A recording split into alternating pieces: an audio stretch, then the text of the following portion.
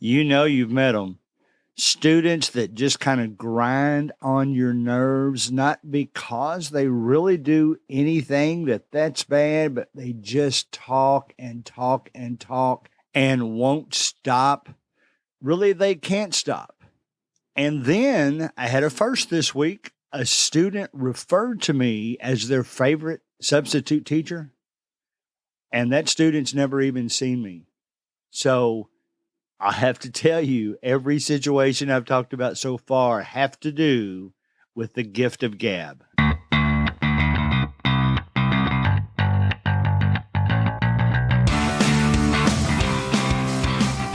All right, guys, what I hope to do these next 2 weeks, these are our last 2 weeks of substitute teaching. Some of you are probably already finished. I actually have a job this week during a testing day, so I guess I'm just going to be sitting in a room. The last couple of times I've gone in, the students haven't had a whole lot to do into the school year, but I want to talk about the gift of gab today, and then I want to talk about routines next week. So we'll talk about that, how to improve ourselves as a substitute teacher. You may think that the title I got wrong. You may think I meant to say the gift of gab is overrated. I'm actually saying that it's underrated. There are some positive things we can get from that. We're going to save the discussion about students till the end. We're actually going to talk about gift of gab for teachers. You know I have it, obviously. The kids joke with me that I'll ask them, how do you think I got in trouble in school? And they all say that I probably talk too much.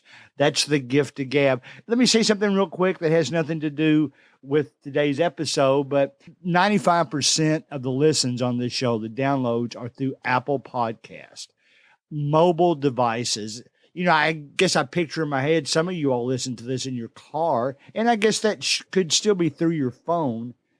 But Apple decided this week to take episode numbers off of their listing, so you won't see an episode number on this week's podcast from now on. They also have decided or recommended to podcast people that we don't type in an episode number into the title because that throws off the search engine, so to speak. It's harder for a search engine. Like if you typed in a topic like substitute teacher and I had substitute teacher in my title, but it was after a number, the search engine has a harder time typing it or finding it, I should say. So here's what I would recommend. I don't refer to podcast numbers very often. If I do, there's an easy way to get to it. When you've got your podcast on your phone and you're listening to it, hold your finger down on it and it will kind of bubble up, pop up. And one of the things it will say is go to episode. And once you're on that episode, if you scroll down, you'll see show notes, and within the show notes, you'll see an episode number. Now, that might be kind of cumbersome, I understand. So if I do refer to a previous podcast, then I will do it from the standpoint of I'll give you a title, I'll give you a date perhaps that it was first out, and then we'll go from there. All right, gift of gab. I'm going to talk about, I actually got the thought for this topic after last weekend's volleyball tournament that I did. I did 15 matches. I did every age group from 13-year-olds to 17-year-olds. Now, having said that, hold that thought for a minute and let me remind you, because some of you are newer listeners and you haven't listened to every podcast, and you don't know that I've told the story about my first day in November of 2018, substitute teaching. Again, I'm a retired accountant, so I'm not a credentialed teacher. I'm a substitute teacher. And that very first day, I didn't know how I would do. I didn't know how well I did. But by the end of the day, I was already hearing students say, Mr. Collins, will you come back and be our substitute teacher again? And I didn't know why. And then I realized it was later, it was probably my gift of gab. Talk a lot. I come across, I try to be friendly with them. I mean, this might be an episode about going out of your way and being friendly, but talking to them is a big part of that. After last weekend's volleyball tournament, I guess it was actually during one of the matches or between matches, one of the 17-year-old players just came over and started talking to me about what they're involved with and various different things. And I guess I know they don't do that with every official. And that's one of the reasons I like the club volleyball atmosphere better than the school, because with schools, it's just kind of designed to where you can't quite be as friendly or at least sociable with players and coaches, because other teams will see that and think that you have favoritism towards that team. So it bothers me a little bit. It's tough for me in that environment, knowing that I want to be a friendly person. I want to be a gift of gab person, and I can't do that. I can't exercise my natural personality. But what that has gotten me in the club volleyball environment is that players will come up and talk to me all the time. Now I understand maybe with the younger ones, but here's an older player that said, "Hey, are you going to do all of our games this weekend?" They wanted me to. That kind of made me feel good, because they only said that. They didn't say that because I was a great referee. They said that because I was probably a friendly referee. I had the gift of gab and I talked to them and was friendly with them the whole time. I had met this player before. I remember her from the school that she played for. I recognized her face, and I got to talk to them later in the day. They actually won their section of the tournament over the weekend. So that showed me that being friendly, talking about your experience, goofing off with the students in the classroom helps the gift of gab in your personality to bond with them better. I had a first this week. I was able to substitute teach a blind student for the first time. They were very open about it, even to the point of joking a little bit and or mentioning how it sucks being blind. I asked this person what resources was available, if they could read Braille, all this kind of thing. But the thing that touched me most, and this student was an excellent student, it was a great experience for me that day. I'll look forward to the next time I sub at this school if that student is in the room, because they were a very good student. We talked about computer applications. I think there might be a Braille version of a computer that student could use. Of course, they would need headphones because the computer would have to speak back to you based on what you typed in. But the thing that moved me most is here I am trying to be a good substitute teacher, trying to interact with the students, trying to talk to everybody. This student told me while they were still in the room, "Man, you're my favorite substitute teacher." Now, that took me back a little bit, because here's somebody that couldn't see me, but yet the friendliness in my voice, perhaps the gift of gab I had in the classroom, made them feel comfortable in my classroom and made them make the comment that I was their favorite substitute teacher. That really kind of, I don't know if it was a shocking experience. That's the word that popped into my mind, but I've always joked around with kids. I've always had the gift of gab with kids. I've always told stories to them. And here's a perfect example how all that rolled into a package made me come across as a substitute teacher that this student liked, that this student could tell in my voice that I was a friendly person and I was here to make the classroom experience as enjoyable for them as possible. So that was very exciting for me. And, it's funny. I was teaching a seventh grade and I hadn't thought about it because, sixth grade's always my favorite. By the time they get to seventh grade, I've already met them. They remember me. But it just so happens at this school, because of the long term roles I had had previously last school year, I was meeting them for the first time. I had not taught them as sixth graders. So they were meeting me for the first time. And just from one meeting, having them say, not all of them, of course, but having them say that I was their favorite substitute teacher meant a lot for me. Now, kids are reactionary. They'll say whatever pops into their head at the moment, but I'm still going to take that as a compliment. They might have had another substitute teacher the next day that they said the same thing to, but I was appreciative of the fact that they were comfortable in my classroom. They were comfortable in the way I treated them. They were comfortable in the way I respected them.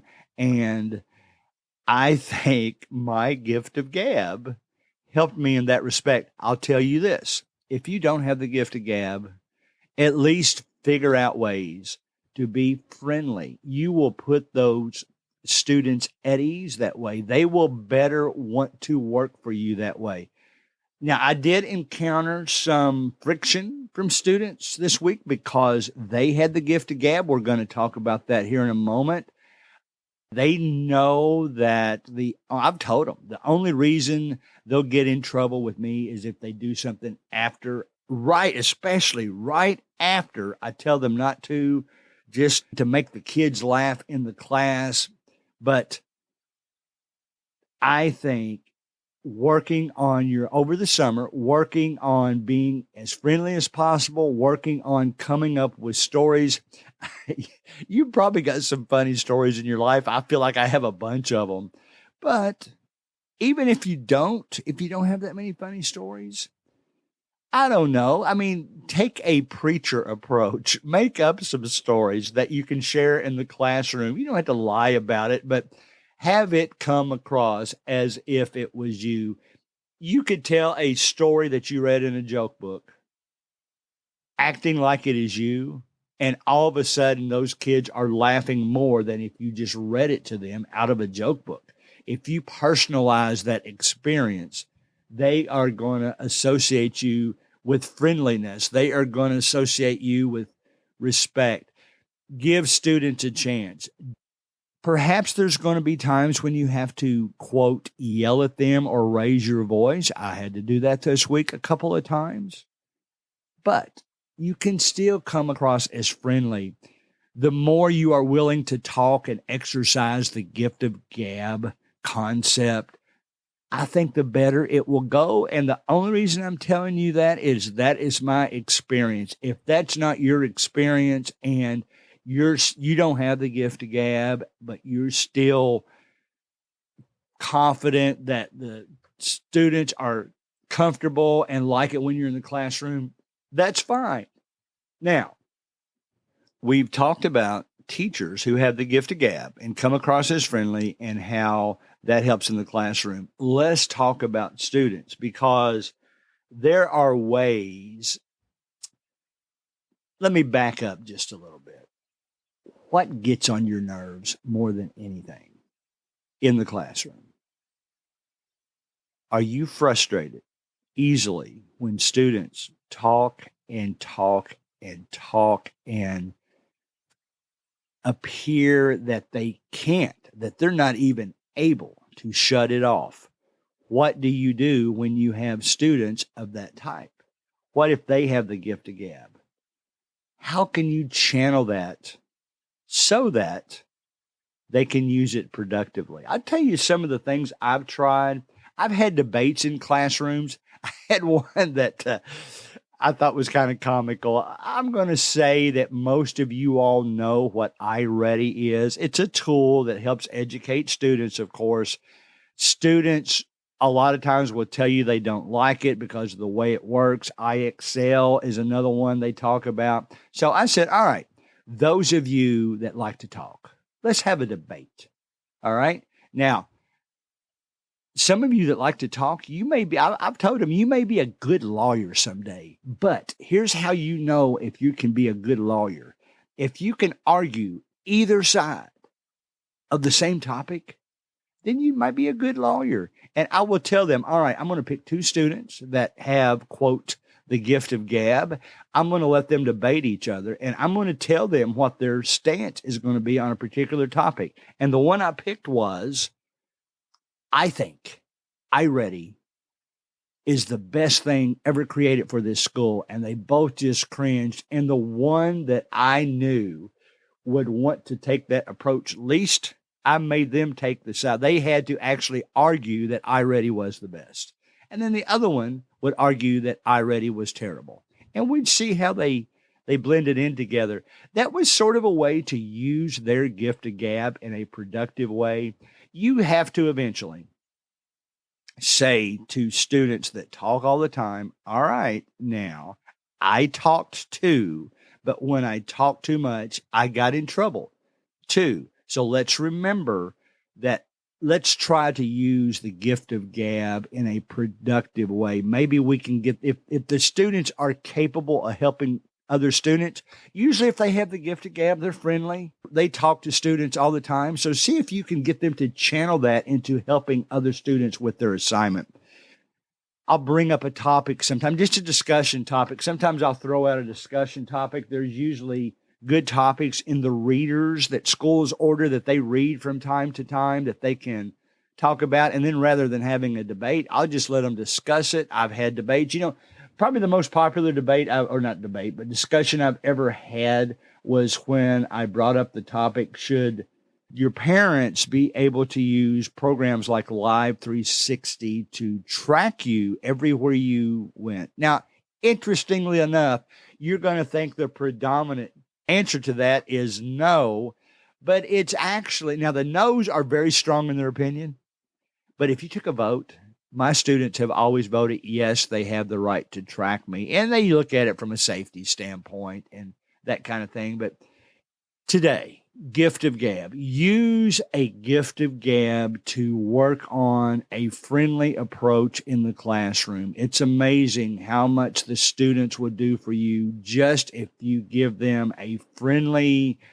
approach and make them realize that you think what they say is valuable, regardless of their grade in the class or regardless of whatever they're doing.